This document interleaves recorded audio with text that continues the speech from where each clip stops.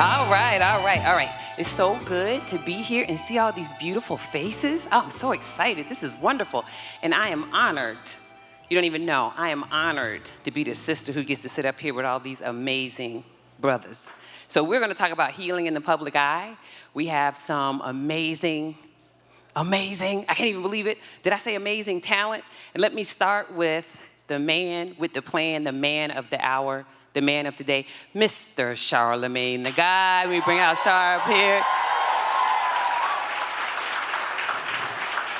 You all know Charlemagne as co-host of The Breakfast Club, television personality, award-winning author. He got this bomb TV show, right? Hell of a week. Y'all got to go watch it. And so it's just such an honor to have Charlemagne here, obviously, the founder of the Mental Wealth Alliance. And I also want to shout out one of our founding members, Miss Debbie Brown, who's in the audience. Yeah. Wave, Debbie. Absolutely. Next, we have somebody who just dropped some new music.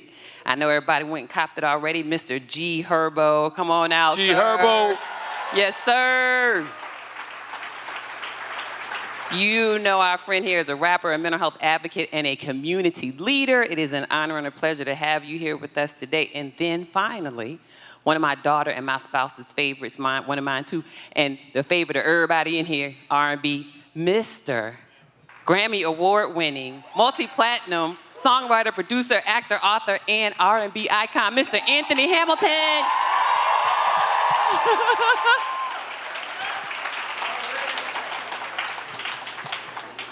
So we are really here today to have a conversation about what it means to heal in the public eye, right? Because all of these gentlemen up here have been very open, right, about the importance of, as Charlemagne calls it, mental wealth. So I'm going to do my best to not talk a lot, just pitch and let the brothers run. I'm going to do the handoff. So the first thing I want to ask, and anybody who wants to start, and I think it would be great if all three of you answered this question, and I'm going to pick on G. Herbo. I'm going to start with you. How have you seen the perception of mental illness and mental health change in the last 5-6 years? What would you say? Personally, I've seen it change because people like myself who didn't really understand the importance of it or even what it was, to open up about it, you know, to be vulnerable and be honest, because at the end of the day, we all human. Nobody's perfect, you know what I'm saying? So for me, it's always been like important over the past 2 or 3 years when I really started to like dive into the importance of like mental health and just everything that got to do with healing in the community as a black man, you know what I'm saying? Just a man in general, but a black man, because we endure so much. And you know, it's been normalized to just like take it. You know, that's me personally. Like that's my whole way of just dealing with things. Like, all right, it's cool. I'm gonna be all right. I'm gonna be all right. You know what I'm saying? And just take the punches and roll with it. But at the end of the day, you know, we gotta heal. We gotta be open about it. We have to speak about these things, and we have to help others. You know, because we, especially somebody like myself, having influence or big platform and stuff like that, you know, a lot of people think like I don't deal with problems, you know what I'm saying? I don't go through a lot of things personally, you know, and I feel like with, you know, me embracing my flaws, I'm able to help other people with that, you know what I'm saying? So I feel over the years it's been like, you know, helpful to others because we not afraid to speak on it. Hey, man, thank you for that. I appreciate that. And like I said, I'm not going to speak a lot, but one thing I just want to pick on that you said, and then I'm going to turn it over to Mr. Hamilton, is you mentioned like people in the public eye like you, all of you are big-time celebrities. People assume you don't have problems, right? And you said you embrace your flaws. And I just want to say, one of the things that's important to me is to always acknowledge, I feel like we don't really have flaws. Do you know what I'm saying? I feel like what we are is we're sort of born perfect. And as we progress through life, we grow into a more perfect version of ourselves. You know what I'm saying? So you are I agree with good. Yeah, so I just appreciate you being so open and honest. Mr. Hamilton, what would you say? What have you seen? Because you and I are close to the same generation. Yeah. What would you say about how you've seen things change over the last 5 to 7 years in the space of mental health? I think the fact that we speak about it in the community, I think that's first off, that we are aware, people are aware that it exists and that we have these problems and we have this illness, and to speak about it and bring it to the forefront as opposed to sweeping it under the rugs. Because You know, I come up from the family of, you sweep it under there, don't you say nothing. And don't you dare go down there and tell our business. But, you know, so the fact that we're speaking about it, I think it's the first part of healing. Yeah, Yeah. I agree with you. And not only that part about don't you speak about it and tell nobody our business. Now, I'm going to say it. I hope I don't offend none of my white brothers and sisters. But you know what we say. Definitely don't tell them white folks none of our business. Right? So we would really try to keep it close to the vest. Because, you know, part of it is just we as black people and people of color, we already are so put upon in so many ways that you don't want anything else to take away or detract. Because sometimes we worry people are going to use that against us. Right? So I agree with everything that you said. Mr. Charlemagne, what would you say the last 5 to 7 years? In that time, you've had a book, right? You talked about your own experiences in a book. But what else would you say? You're out there in the forefront talking about it. What's that arc been like for you? I think it's everything that, G. Herbo and Anthony Hamilton said. But also, I think COVID forced a lot of us to be still in 2020. I think a lot of us are always moving, and I think we don't realize that staying busy oftentimes is a trauma response. You know, we always try to stay busy so we don't have to deal with whatever it is that we're going through. And I think COVID made all of us have to sit our asses down and, look in that mirror for the first time. And a lot of us didn't like what we saw. And, I think that there was a lot of people who were having these conversations. And during that period, man, so many folks were just reaching out. I know I was hitting your line all the time, especially with artists and, athletes just wanting to speak to somebody. So I think the fact that we all were forced to be still in 2020, I think that was one of the best things to actually come out of that whole experience was a lot of us had to deal with a lot of things that we were running from. Yeah, I agree with that totally. COVID really made all of us have several seats, and really start to deal with our stuff. So I'm wondering for all of you all in your own spheres of influence, what would you say, how are you using your own platform, and how has the whole new conversation around mental illness and mental health impacted your work? How does this stuff show up in the work that you all do? Whoever would like to start. Tell them the name of your new album, G. Herbo. My new album is called Survivor's Remorse. It dropped yesterday on the 7th. Go get it. Go get it. That title clearly means something. Yeah, no, it definitely does. And, to sum it up and to still answer your question, it's, it's the fact of not being perfect, you know what I'm saying? And I'm not afraid to speak about what I'm feeling, and it's always it's impacting my work because I started doing music early on, I'm 27 years old. Actually, my birthday is today right now. Happy born day. Wait a minute, stop. To you. There you go. Let's go. We're going to, on the count of 3, we're going to sing to this brother. You're going to do the Stevie Wonder version, too. You got to do the Stevie Wonder version. Yeah. All right, 1, 2, 3.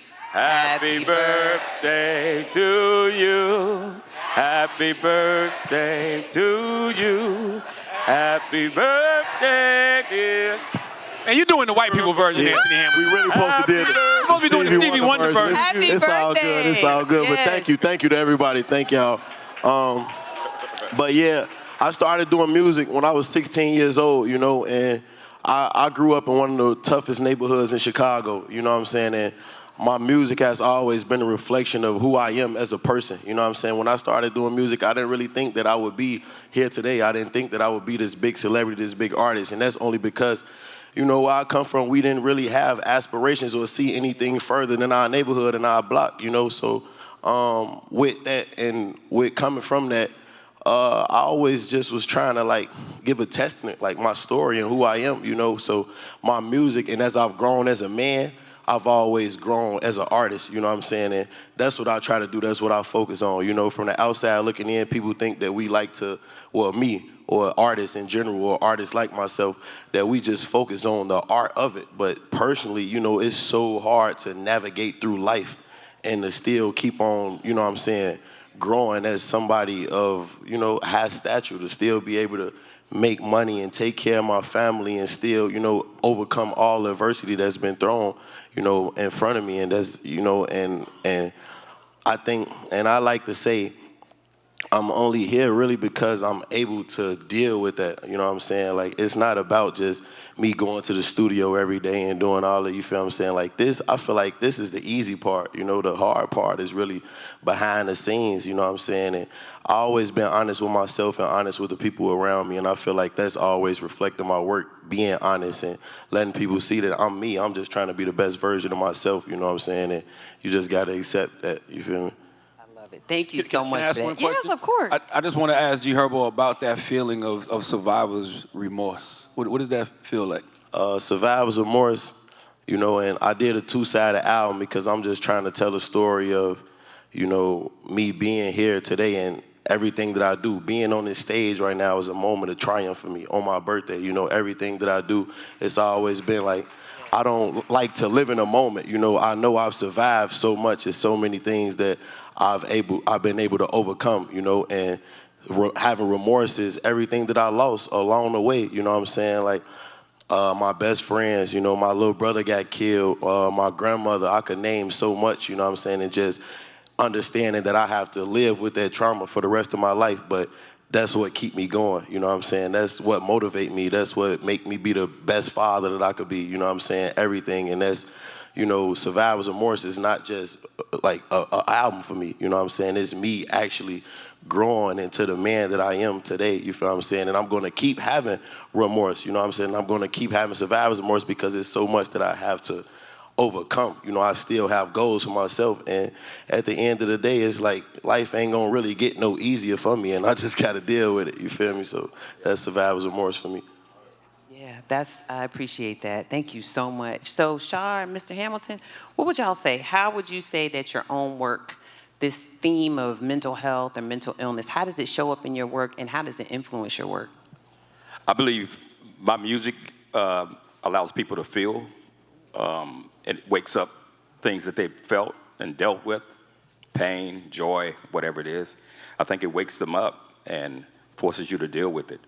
I think listening to people's testimonies, I get a lot of people to stop me and say, hey, this song changed my life, it did this. So I'm pretty much like a therapist a lot of times because people come to me with everything that they've been through and how my music has changed. So pretty much I'm like medicine. Sometimes I have to listen to it myself because that things I have to go through and things I have to overcome. And I think just giving people something to hear, something to play while they're going through whatever it is, kind of eases the pain a little bit. Yes, and we wouldn't say kinda, it really does. You said kinda helps us. No, it helps us a lot. I'm a mess now. I don't think that really eases no pain, but it's a good song. Shar, what would you say? I think for me early on, it was more so like a cry for help.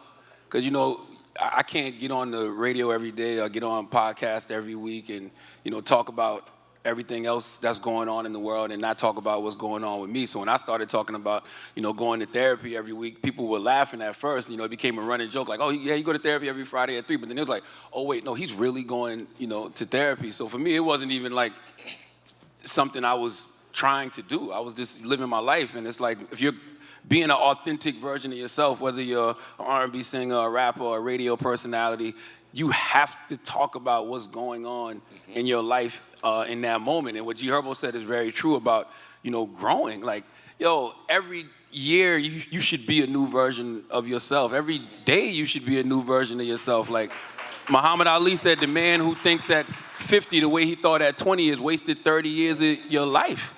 So it's like every time, I'm not gonna say every day I get on the radio, but all the time it should be something new. You should be able to see the growth. You should be able to see the evolution. Every time G Herbo put out an album, you should be able to hear the growth. You should be able to hear the evolution. So for me, it's not even about, you know, this is some type of art I'm creating. This is just my life. You look like you wanted to ask. Yeah, I wanted to chime in on that because, like, when he was saying a cry for help and just the importance of therapy or talking to somebody because, like, as a man, we go through so many emotions as a human being, but as a man, and I feel like one of those main emotions that we experience that we have to control is anger. You feel what I'm saying?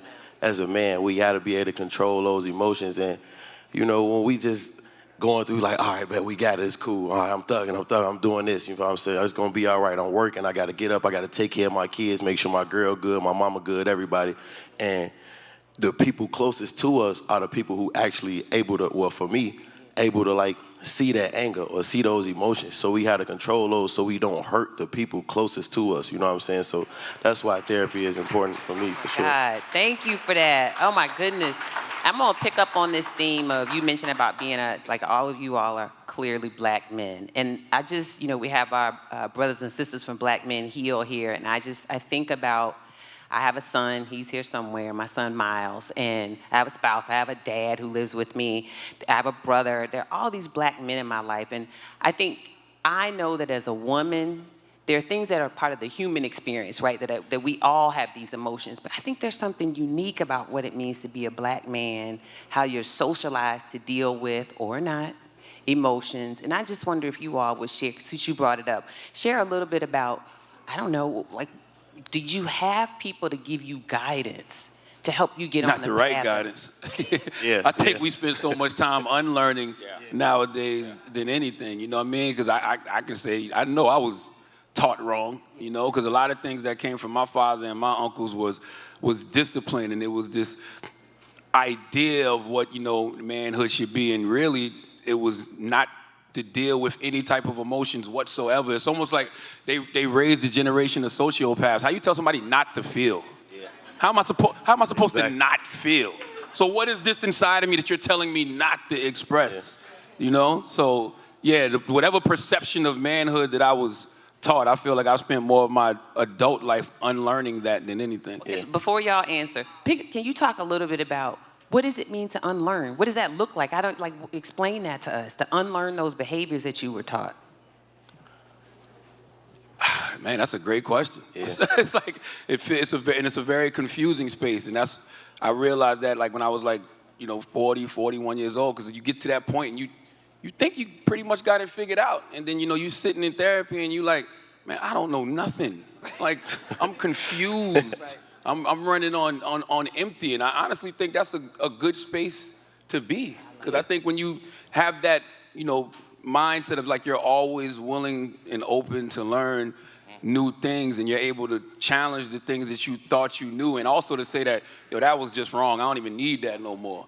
That's why I always describe therapy as like, having like a real junkie closet, and my wife knows how junky the closet is, right? And it's like, you bring somebody in there to help you organize that closet, and you pack up all of the stuff you don't need anymore, and you get rid of that, and the things you say you want to keep, you hang up nice and neat, and now you got room to bring in new stuff. So that's what the unlearning process feels like to me. Yes, I'd love that. Go ahead. I agree with that. I definitely agree with that, and what he was saying, like, even with him being, 40 years old, over 40, and like, it's no such thing as having life figured out. It's no such thing as knowing everything, you know what I'm saying? And we think that, and I thought that when I was 17, I thought I had it all figured out, you feel what I'm saying? So, and I feel like with the whole unlearning process of just not being able to like feel or like, you know what I'm saying, deal with, you know what I'm saying, the things that you actually experience in life, it breeds failure, you know what I'm saying? It breeds you not being able to,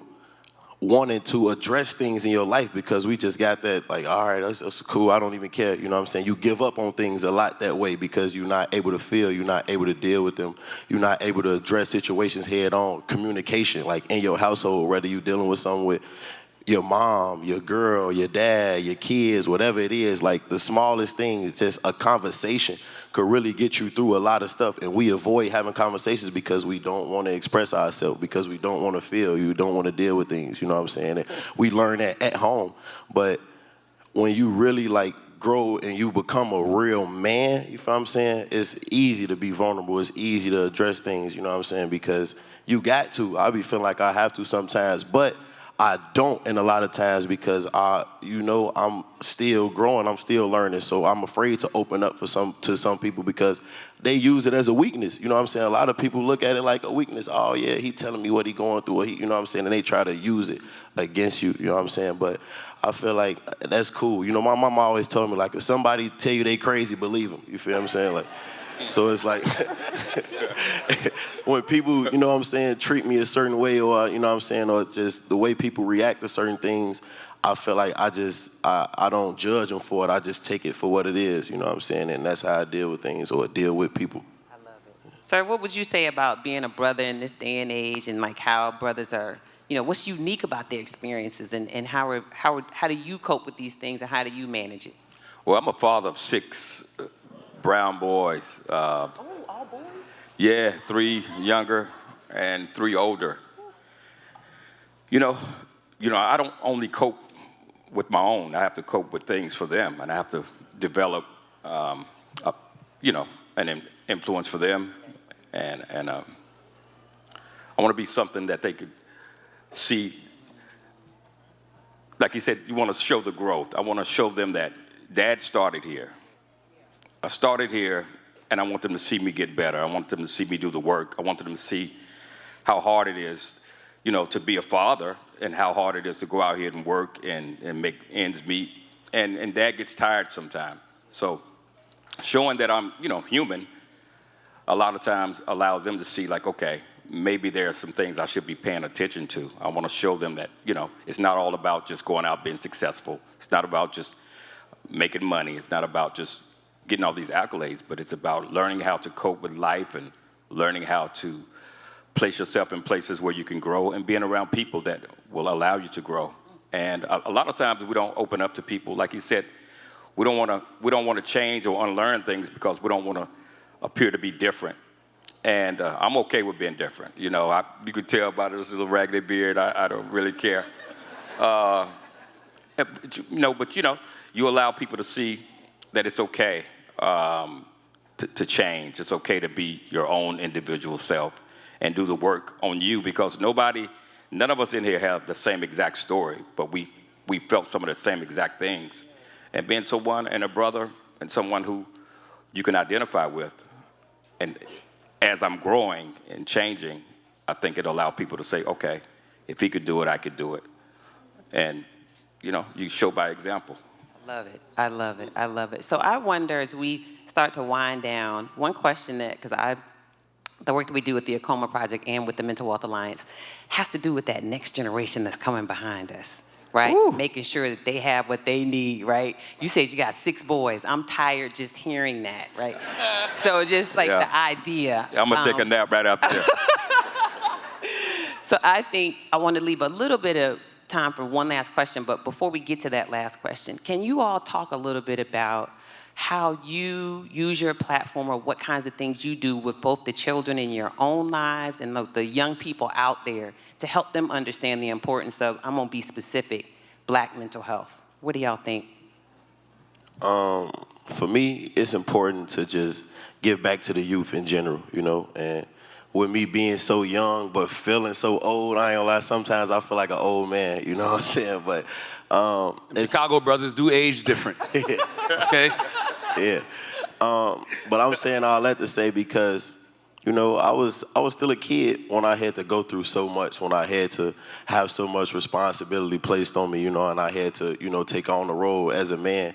And so many of us do, as Black men, without having have the resources that I did. You feel what I'm saying? Like, I was blessed to really be able to have resources at 16 and have, people put in my life that, didn't come from my neighborhood, that taught me the importance of, building something for myself and for my kids early on, and just wanting to get back to the youth, you know what I'm saying? So I don't know if a lot of y'all know, I started an initiative called Swerving Through Stress, you know what I'm saying? And it started where I just was like, trying to give an outlet to the kids, where I had a 24-hour hotline where, you know what I'm saying, a